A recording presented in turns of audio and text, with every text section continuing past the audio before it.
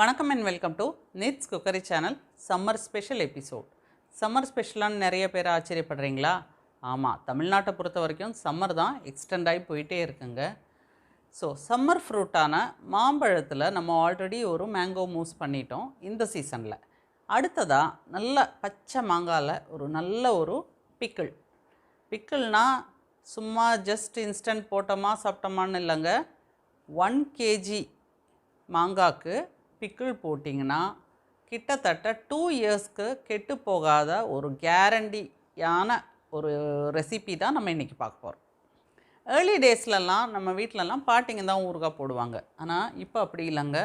Generation ரொம்ப smart. International டிஷ்லேருந்து நம்மளோட பாரம்பரியமான டிஷ்ஷை வரைக்கும் தேடி கண்டுபிடிச்சி பர்ஃபெக்டாக பண்ணுறதில் இப்போ இருக்கிற யங்ஸ்டர்ஸை அடிச்சுக்கவே முடியாது. ஸோ அவங்களுக்காக தான் இந்த ஊறுகாய் ரெசிபி. பர்ஃபெக்டாக சுத்தமாக கெட்டு போகாத எந்த ப்ரிசர்வேட்டிவ்ஸும் இல்லாமல் ஒரு மாங்காய் ஊறுகாய் வித் பர்ஃபெக்ட் 1 kg மெஷர்மெண்ட்டோட பண்ண போகிறோம். ஸோ எப்படி பண்ணுறதுன்னு பார்ப்போம். வாங்க கிச்சனுக்கு போகலாம். ஸோ நம்ம மாங்காய் ஊறுகாய்க்கு முதல்ல மாங்காய் வேணும் இல்லைங்களா? ஸோ ஊறுகாய், அதாவது இந்த ஊறுகாய்க்கு கண்டிப்பாக இந்த மாதிரி நீட்டு மாங்காய் இது விற்கும் பாருங்கள். இது இன்ஸ்டன்ட் மாங்காய் ஊறுகாய்க்கு தான் நம்மளுக்கு நல்லாயிருக்கும். இதால் நம்ம அந்த நான் சொன்னேனே 2 வருஷம் 3 வருஷம் கூட ஒன்றும் ஆகாதுன்னு, அந்த ஊறுகாய் பண்ணுறதுக்கு இது அவ்வளோ நல்லா இருக்காது. ஸோ இதை வாங்காதீங்க. மாங்காய் பார்த்து வாங்கிறது மெயின். இன்னொன்று, கழுவி நல்லா காய வச்சிடணும். கழுவி நிழலில் வீட்டுக்குள்ளேயே வச்சு ஒரு 1 hour 2 hour ஃபேனுக்கு கீழே வச்சு. ஏன்னா இங்கேயாவது ஒரு வாட்டர் கண்டென்ட் கூட இருக்கக்கூடாது. குண்டு மாங்காய் இவ்வளோ பெரிய சைஸ் வேணும்னு தேவையில்லைங்க. சின்னது கூட போதும். நம்ம வீட்டிலலாம் வரும் பாருங்கள், மரம் இருந்தால் கொஞ்சம் சின்ன சின்ன குண்டு மாங்காய் கொஞ்சம் புளிப்பாக இருக்கிறது, அதுதான் பெஸ்ட்டு ஊறுகாய்க்கு. எனக்கு அந்த சைஸில் இப்போதைக்கு கிடைக்கல. இன்னும் சீசன் இப்போ தானே வருது, இனிமேல் வரும். ஸோ இந்த மாதிரி குண்டு மாங்காய் வாங்கிக்கோங்க. நான் இங்கே ஆல்ரெடி சொன்ன மாதிரி பிகினர்ஸ்க்காக 1 kg மாங்காய் தான் போட போகிறேன். இதுக்கு முன்னாடி நான் போட்டது 5 kg போட்டிருந்தேன். அது வீட்டில் இன்னும் கூட இருக்குது. பட் இப்போதைக்கு உங்களுக்கு காமிக்கிறதுக்காக பிகினர்ஸ்க்காக 1 kg மாங்காய். இது 1 kg விட ஒரு 100 கிராம் கூட இருக்குது. பட் பரவாயில்ல, உள்ள அந்த விதையெல்லாம் போனால் கிட்டத்தட்ட 1 kg கணக்கு தான் வரும். ஸோ நம்ம இப்போது பண்ண ஆரம்பிப்போம். மாங்காய் எதுனா மாங்காய்லாம் காமிக்கணும். இது கட் பண்ணுறதுலேருந்து நம்ம கவனமாக இருக்கணும். அதுதான் நல்லா கழுவி தொடச்சி காய வச்சு சொட்டு தண்ணி கூட இல்லாமல் எடுக்கணும். பாருங்கள், இப்போ இதை கட் பண்ணி காமிக்கிறேன். நல்லா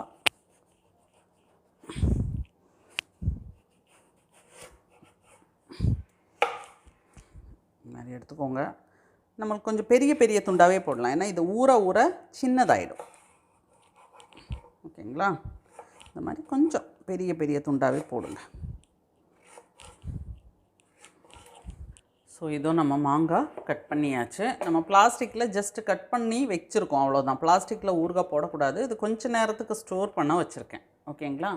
இந்த விதையை நீங்கள் தூக்கி போடணும்னு அவசியம் இல்லை. மீன் குழம்புலையோ இல்லை ஒரு சாம்பார்லேயோ போட்டிங்கன்னா, நல்ல காரக்குழம்புலையோ எதில் வேணால் போடலாம். ஜஸ்ட் அந்த நல்ல மாங்காய் ஃப்ளேவர் கொடுக்கும், அவ்வளோதான். இப்போ நம்ம 1 கிலோ மாங்காய் கட் பண்ணியிருக்கோம். இப்போ அதுக்கான மற்ற பொருட்கள் என்னென்னு பார்ப்போம். இதோ இப்போ நம்ம இன்க்ரீடியன்ஸ்லாம் என்னென்னு பார்ப்போம். 1 கிலோ மாங்காய் கொஞ்சம் பெருசாக கட் பண்ணி வச்சுட்டோம். நல்லெண்ணெய், ஊறுகாய்க்கு உங்களுக்கே தெரியும் நல்லெண்ணெய் தான் யூஸ் பண்ணோம். இது கிட்டத்தட்ட 1 கிலோவுக்கு 500 ml. கொஞ்சம் நிறையா சொல்கிற மாதிரி இருக்கும். ஆனால் அப்போ தாங்க நல்லாயிருக்கும். நான் தான் சொல்கிறேன், 1 வருஷம் 2 வருஷம் கெட்டு போகாமல் நல்லாயிருக்கும். அதுதான் அதோட ப்ரிசர்வேட்டிவ். அதுதான். கடுகு ஒரு 200 கிராம். இந்த மாதிரி பெரிய கடுகாக வாங்கிக்கோங்க, கொஞ்சம் பெட்டராக இருக்கும். ஏன்னா நம்ம பொடியான கடுகாக இருந்தால் அரைச்ச உடனே மிக்சியில் அரைக்க போகிறோம், அப்போ ரொம்ப தூளாகிடும், அப்புறம் கசப்புத்தன்மை வந்துடும். இது குறவரப்பாக அரைக்க இதுதான் பெஸ்ட்டு. அப்புறம் கல்லுப்பு, அது ஒரு 200 கிராம். மிளகாய்த்தூள், அதுவும் 200 கிராம். இது காஷ்மீரி சில்லி இல்லைங்க, பிளெயின் சில்லி பவுடர் யூஸ் பண்ணுறேன். காஷ்மீரி சில்லி பவுடர் யூஸ் பண்ணுறீங்கன்னா ஒரு 250 கிராம் எடுத்துக்கோங்க. பூண்டு நல்லா ஒரு கைப்பிடி, இது வெயிட்லாம் பார்க்க வேணாம், ஒரு பிடி பூண்டு போட்டால் ஒரு நல்ல ஃப்ளேவர் நல்லாயிருக்கும். அதோட மாங்காவோட டேஸ்ட் இந்த பூண்டில் பட்டு ரொம்ப டேஸ்டியாக இருக்கும். ஊற 1 டீஸ்பூன் மஞ்சத்தூள், அப்புறம் ஒரு 2 டீஸ்பூன் வெந்தயம். இதெல்லாம் தாங்க இன்க்ரீடியன்ஸு. இப்போ நம்ம ப்ரொசீஜர் பார்ப்போம். இப்போ நான் முதல்ல கடுகை லைட்டாக வறுத்துக்க போகிறேன். ரொம்ப பொரியணும்னு இல்லை, ஒரு லைட்டாக ஒரு சூடு வரணும். பச்சையாக கூட போடுவாங்க, பட் எனக்கு என்னமோ அப்படி பிடிக்கிறதில்ல, அதனால் நான் அப்படி யூஸ் பண்ணுறேன். ஓகேங்களா? இதோ நம்ம கடுகு கொஞ்சம் நல்லாவே, அதாவது நான் கை வைக்கிற அளவுக்கு சூடு, அவ்வளோதான். பொரியெல்லாம் இல்லை, போதும். இதை கொஞ்சம் ஆறிட்டு தான் நம்ம அரைக்கணும். ஒரு தட்டில் கொட்டிடலாம். அதே கடாயில் வெந்தயம், அது கொஞ்சம் வாசம் வர வரைக்கும் வறுக்கணும். பாருங்கள், கலர் மாறிடுச்சு, லைட்டாக நல்ல ஒரு ஸ்மெல்லும் வர ஆரம்பிச்சிடுச்சு. போதும். இப்போது இதே கடாயில் நம்ம கல்லுப்பு அதையும் லைட்டாக வறுத்துக்கணும். ஈரத்தன்மை எதாவது இருந்தால் போயிடணும், அதுக்காக தான். ஒரு 5 மினிட்ஸ் ஆகிடுச்சு. போதும். உங்களுக்கு இது போடும்போதே அதில் ஒரு அந்த வாட்டர்லாம் டப் டப்னு சத்தம் வரும், அதெல்லாம் எவாப்ரேட் ஆகும். இப்போது இதே கடாயில் நல்லா தொடச்சிட்டேன் ஒரு துணியால். நம்ம நல்லெண்ணெய் கொஞ்சம் சூடு பண்ணிடலாம். சூடு பண்ணி ஆற வச்சு தான் நம்ம சேர்க்க போகிறோம். ஆனால் அப்படியே பச்சையாக சேர்க்க போகிறதில்ல. கொஞ்சம் லைட்டாக சூடான உடனே நம்ம ஒரு பாத்திரத்தில் போட்டு நல்லா ஆற வச்சிடலாம். இதே கடாயில் வச்சு ஃபேனுக்கு கீழே வச்சு நல்லா ஆற வச்சு ஆட் பண்ணிக்கலாம். நல்லெண்ணெய் பாருங்கள், நல்லா சூடாகக்கூடாது, கொதிக்கலாம் கூடாது. ஓரளவுக்கு சூடாகிடுச்சு. போதும். இது இந்த பச்சை வாசம் ஜஸ்ட் போகிறதுக்காக தான். போதும். இனி நல்லா ஆற வச்சு நம்ம யூஸ் பண்ண போகிறோம். இது கல்லுப்பு நல்லா அரைச்சிட்டு வந்தாச்சு. கடுகையும் நான் குறப்பாக அரைச்சிட்டு வந்துடுறேன். கடுகையும் அரைச்சிட்டு வந்துட்டோங்க. இதை பாருங்கள், கொஞ்சம் குறப்பாக தான் இருக்கும், தெரியுதுங்களா? கொஞ்சம் குறப்பாக. அதுக்கிட்ட ஒன்றும் பாதியமாக அரைச்சிடாதீங்க. அடுத்தது இந்த வெந்தயத்தை நான் அரைச்சிட்டு வந்துடுறேன். வெந்தயமும் அரைச்சாச்சு. இதுவும் ரொம்ப பவுடராக பண்ணாமல் லைட்டாக கொஞ்சம் கிரெயின்ஸ் இருக்கிற மாதிரி பண்ணிக்கோங்க. இப்போது நல்ல க்ளீனான ஒரு வெசல் எடுத்துக்கோங்க. இதை நல்லா காய வச்சு அடுப்பு மேலாம் வச்சு கொஞ்சம் சூடெல்லாம் காமிச்சு வச்சுருக்கேன். ரொம்ப கேர்ஃபுல்லாக இருக்க வேண்டியது. இது ஊறுகாய் பெரிய ப்ராசஸே இல்லை. நம்ம அதை எவ்வளோ தூரத்துக்கு கிளென்லினஸ் தான் அதில் முக்கியம். நம்ம அரைச்சி வச்ச கல்லுப்பு, இந்த கரண்டி யூஸ் பண்ணுறது, எதுலேயுமே ஒரு துளி தண்ணியோ வாட்டர் கண்டென்ட்டே இருக்கக்கூடாது, அவ்வளோதான் விஷயம். கடுகு பவுடர் பண்ணது,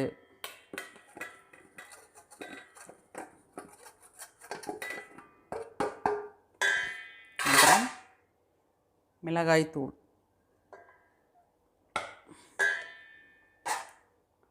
மஞ்சத்தூள், நம்ம ஃபெனுக்ரீக் அதாவது வெந்தயம் பவுடர் போட்டு இப்போ நல்லா மிக்ஸ் பண்ணிடுங்க எல்லா தூளும்.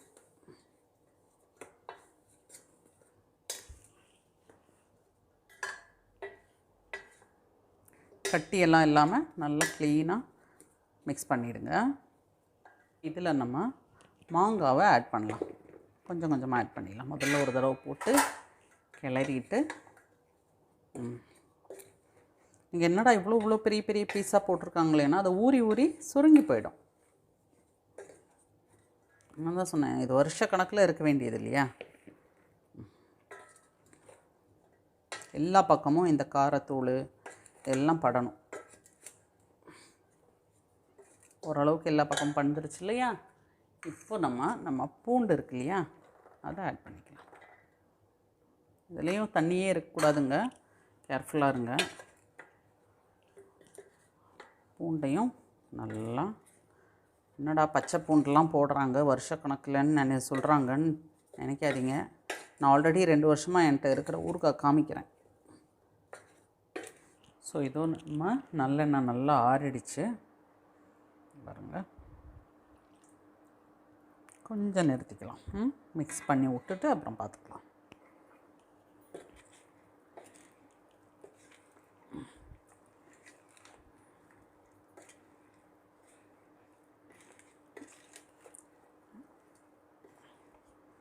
பாருங்கள், நம்ம ஆட் பண்ணுற எண்ணெய் எங்கே போச்சுன்னே தெரியாது. நீங்கள் நினச்சிருப்பீங்க என்னடா 1 கிலோவுக்கு 500 ml சொல்கிறாங்கன்னு. பார்த்தீங்களா? இன்னும் கொஞ்சம் நம்ம வேணால் ஒரு 50 ml நிறுத்தலாம், அவ்வளோதான். அதுக்கு மேலே நம்ம நிறுத்த முடியாது. பாருங்கள், கீழே இந்த மாதிரி ட்ரையாக இருக்காமல் பார்த்து எடுத்து விட்ருங்க, அதுதான் மெயின். இப்போ இந்த ஸ்டேஜில் நம்ம டேஸ்ட் பண்ணி பார்த்தோன்னு வச்சுக்கோங்க, உப்பு காரம்லாம் என்னடா இவ்வளோ ஜாஸ்தியாக இருக்குது அப்படின்னு ஒரு ஃபீல் வரும். ஆனால் இல்லைங்க, அது ஊற கரெக்டாக இருக்கும். உப்பெல்லாம் கம்மியாகிடும். இந்த மாங்காவோட புளிப்பெல்லாம் இறங்கும் இல்லையா, அப்போது ஜஸ்ட் ஒரு 20 ml நிறுத்தியிருக்கேன், அவ்வளோதான், போதும். சரிங்களா? இந்த பாருங்கள். ஸோ நல்லா மிக்ஸ் பண்ணியாச்சு. இப்போது நம்ம இதை ஒரு ஜாடியிலையோ வேறு இதில் எந்த கண்டெய்னரில் வைக்கணுமோ வச்சுட்டு ஒரு 3 to 5 days, ஒரு நாளைக்கு ஒரு தடவை எடுத்து கிளறி வைக்கணும். சரிங்களா? ஸோ இதோ ஒரு ஜாடி எடுத்து நல்லா ட்ரை பண்ணி க்ளீன் பண்ணி ஹாட் வாட்டரில் கழுவி நல்லா தொடச்சி வெயிலில் காய வச்சு எடுத்து வச்சுருக்கேன். இப்போ நம்ம இதில் ஆட் பண்ணிக்கலாம்.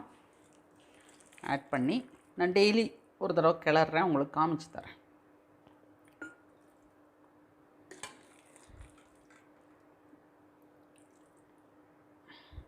பாருங்கள், நான் எல்லாமே ஜாடியில் சேர்த்துட்டேன்.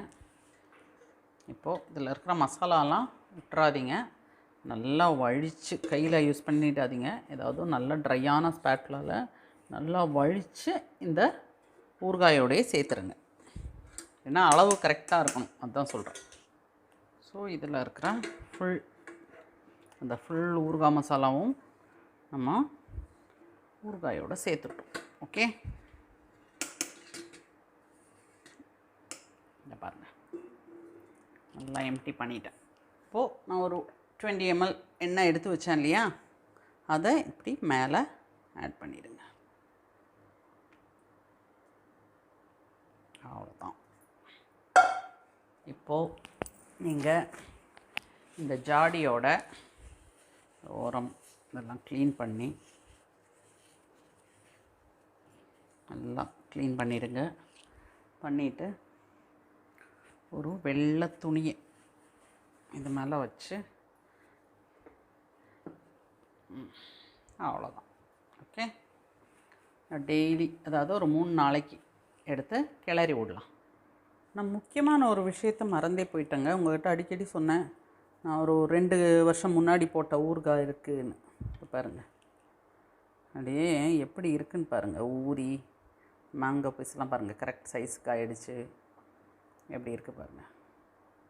2 years ஆச்சு. இது நம்ம நியூட்ரல்லா பாட்டிலில் தான் இதை போட்டு வச்சுருக்கேன். 5 கிலோ போட்டேன். கொஞ்சம் ஃப்ரெண்ட்ஸ்க்கு, ரிலேட்டிவ்ஸ் கொடுத்தேன், அப்புறம் எங்கள் அம்மா அப்பாவுக்கு கொடுத்தேன், அப்புறம் எங்கள் வீட்டில் யூஸ் பண்ணி இப்போ இவ்வளோ தான் இருக்குது. சரி, கொஞ்சம் இருக்கும்போதே போட்டோன்னா அது கரெக்டாக ஊறி வர்றதுக்கு, இது காலியாகிறதுக்கு சரியாக இருக்கும். ஸோ இதோ டே 1. உங்களை போலவே எத்தனை தடவை ஊறுகாய் போட்டாலும் இந்த மாதிரி ஒரு சிச்சுவேஷனில் ஆவலாக தான் இருக்கும், என்ன எப்படி இருக்குதுன்னு. ஓகே, ஸோ எடுத்தாச்சு. இப்போ பாருங்கள், எண்ணெய் கரெக்டாக பிறண்டு தானே இருந்தது, இப்போ எப்படி ஊறி மேலே வந்திருக்கு பாருங்கள். தெரியுதுங்களா? காமிக்கிறேன் பாருங்கள். ஊறுகாவோட கலரை பார்த்தீங்களா? அடடடா. இப்போ டேஸ்ட் பார்த்தீங்கன்னா, ஆனால் டென்ஷன் ஆகிடுவீங்க, பார்க்காதீங்க. என்னென்னா உப்பு காரம்லாம் கொஞ்சம் தூக்கலாக இருக்கும். பட் கவலையே படாதீங்க, இது நாள் பட எல்லாம் கரெக்ட் லெவலுக்கு வந்துடும். பாருங்கள், ஊறுகாவை பார்த்தா நம்மளுக்கே ஆசையாக இருக்கும், அப்படியே சும்மா தகான்ட்டு இருக்கு இல்லையா? ஸோ போதும், நல்லா கீழே இருந்தெல்லாம் எடுத்து கிளறி விட்டாச்சு. டே 1. ஓகே, அப்புறம் கொஞ்சம் அப்படி அமுக்கி விட்டு, அமுக்கினா ரொம்ப ப்ரெஸ் பண்ணாதீங்க, சும்மா லெவல் பண்ணுறேன், அவ்வளோதான். இப்போ இதெல்லாம் ஆசைப்பட்டு கையை வச்சு ஸ்பூன்லலாம் வழித்து விட்றாதீங்க, போனால் போயிட்டு போகுது. கையை வச்சு நம்ம ஊறுகாயை கெடுக்கக்கூடாது, சரியா? அப்புறம் எகெயின் நம்ம துணி வச்சு இப்படி வச்சு கட்டி வச்சிடலாம், அவ்வளோதான். ஸோ இனி மறுபடியும் மறைவான ஒரு இடத்துல வச்சுக்கோங்க, யார் கையும் படாத இடத்துல வச்சுட்டு அடுத்த நாள், அதாவது டே 2 எடுத்து நம்ம மிக்ஸ் பண்ணிடலாம். ஸோ இதோ டே 2. ஓகே, எடுத்தாச்சு.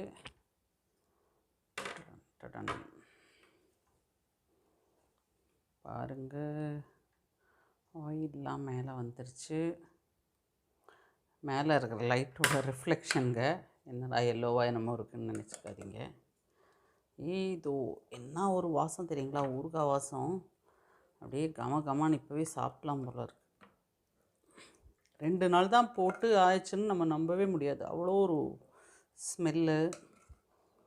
பாருங்கள், நல்லா அடியோடு அந்த மசாலாலாம் எடுத்து ஈரம் இல்லாத ஒரு ஸ்பூனில் சூப்பராக மிக்ஸ் பண்ணி வைக்கணும். பாருங்கள், அந்த பூண்டெல்லாம் நல்லா ஊறி வரும், பயங்கர டேஸ்ட்டாக இருக்கும்.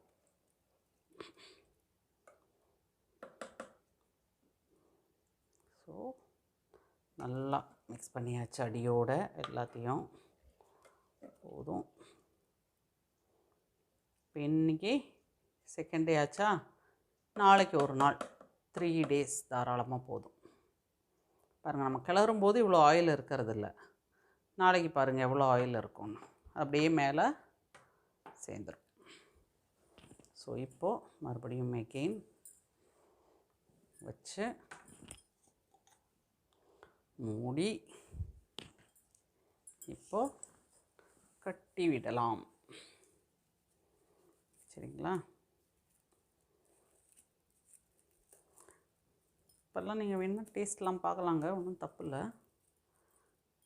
எனக்கு இப்போது என்ன சொல்கிறது, எதுவும் சாப்பிட்ற டைம் இல்லை, அதனால் நான் டேஸ்ட் பார்க்கல, அவ்வளோதான். ஸோ இதோ நம்ம 3rd day ஆஃப் மிக்சிங். ஓகேங்களா?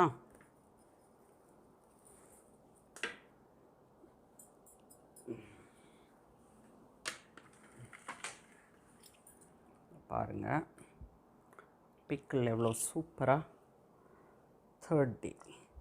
நான் இதோட ஸ்மெல் தாங்க, ஐயோ, திறந்த உடனே அப்படியே வீடே இந்த நல்ல ஒரு பிக்கிளோட வாசம் வருது. நல்லா மிக்ஸ் பண்ணிடுங்க. பாருங்கள்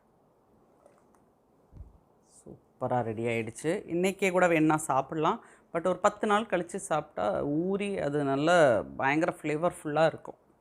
ஒரு தயிர் சாதத்துக்கெலாம் வேறு ஒன்றுமே வேணாங்க, இதுவே போதும். ஆக்சுவலி இந்த ஜாடியிலே நான் ப்ரிசர்வ் பண்ணலாம், பட் நான் எதுக்குன்னா உங்களுக்கு விசிபிளாக தெரியணும் இல்லையா, அதுக்காக நான் ஒரு டிரான்ஸ்பரண்டான ஒரு, என்றைக்குமே ஊறுகாயெலாம் ஒரு கண்ணாடி பாட்டிலில் தான் நீங்கள் ஸ்டோர் பண்ணணும். ஓகே, இல்லை இந்த மாதிரி க்ளே போட்டு. இப்போ நான் இதுக்கு மாற்றி உங்களுக்கு காமிக்கிறேன்.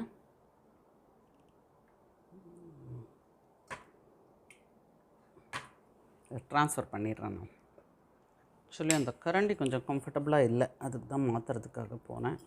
இப்போ பாருங்கள் ஊறுகாய் பாருங்கள் எப்படி இருக்குது நம்மளோட ஊறுகாய். ஓகேங்களா? ஸோ இதுங்க சூப்பரான மேங்கோ பிக்கிள் எவ்வளோ பர்ஃபெக்டாக ரெடி ஆகிடுச்சின்னு பாருங்கள். நீங்கள் ஒரு வேளை ஃபீல் பண்ணலாம், என்னடா ஆயில் நிறையா இருக்கேன்னு. வேணால் ஒரு 100 ml கம்மி பண்ணிக்கங்க. பட் நான் சொல்கிறேன் 2 yearsக்கு உங்களுக்கு அப்படியே இருக்கும் இந்த ஊறுகாய். இவ்வளோ ஆயில் சேர்த்திங்க, நீங்கள் ஆயிலை கொஞ்சம் அவாய்ட் பண்ணிக்கங்க. சர்வ் பண்ணும்போது கொஞ்சம் பார்த்து சர்வ் பண்ணிக்கிட்டால் போதும், ஏன்னா அதுதான் அதோட ப்ரிசர்வேட்டிவ். பட் இந்த ஊறுகாய்க்கு நான் உங்களுக்கு 2 years கேரண்டிங்க. அப்படியே இருக்கும், டேஸ்ட்டுக்கும் கேரண்டி. அப்படியே பாட்டி போட்ட ஊறுகாய் அப்படிம்பாங்கள்ல. ஆக்சுவலி சொல்லப்போனால் இந்த மாங்காய் விட எனக்கு இதில் போடுற கார்லிக் ரொம்ப ரொம்ப பிடிக்குங்க. பாருங்கள் ஊறுகாய் பாருங்கள், டெக்ஸ்சர் இதெல்லாம் நான் சொன்ன மாதிரி இன்னும் 10 நாள் கழிச்சா அவ்வளோதான், அப்படியே அல்வா மாதிரி இருக்கும் ஊறுகாய். ஸோ உங்களுக்காக நான் டேஸ்ட் பண்ணுறேன். அப்பா, கொஞ்சம் உப்பும் காரமும் இப்போ கொஞ்சம் தூக்கலாக இருக்கும். அதாவது 3 நாள் தானே ஆகுது, இது சீசன் ஆக உங்களுக்கு டைம் ஆக உப்பு இதெல்லாம் வந்து கரெக்ட் ஆகிடும். சரிங்களா? நான் ஆல்ரெடி உங்கள்கிட்ட காமிச்சேன் என்னோட 2 yearsஆன ஊறுகாய், அதையும் இன்னொரு தடவை காமிச்சிடுறேன். இந்த பாருங்கள் இவ்வளோதான் இருக்குது, அதுதான் நான் மறுபடியும் போட்டேன். ஆயில் இருக்குது பார்த்தீங்களா அதுலேயும், அதனால தான் அது ப்ரிசர்வ் பண்ண முடியுது. ஸோ நீங்கள் எல்லாருமே பயப்படாமல் ஃபஸ்ட் டைம்னா கூட இதே மாதிரி ட்ரை பண்ணுங்கள். உங்களுக்கு நான் கேரண்டி, கண்டிப்பாக எனக்கு ஃபீட்பேக்ஸ் கொடுங்க. இதோ நம்ம பர்ஃபெக்ட் மாங்காய் பிக்கிள் எப்படி இப்போ ஈஸியாக வீட்லேயே பண்ணுறதுன்னு பார்த்தோம். இந்த வீடியோ உங்களுக்கு பிடிச்சிருந்தா லைக் பண்ணுங்கள், ஷேர் பண்ணுங்கள், மறக்காமல் நிட்ஸ் குக்கரி சேனலுக்கு சப்ஸ்கிரைப் பண்ணுங்கள். உங்கள் ஃபீட்பேக்ஸ் கண்டிப்பாக எனக்கு கமெண்ட்ஸில் கொடுங்க. அடுத்த வீடியோவில் சந்திப்போம். நன்றி, வணக்கம்.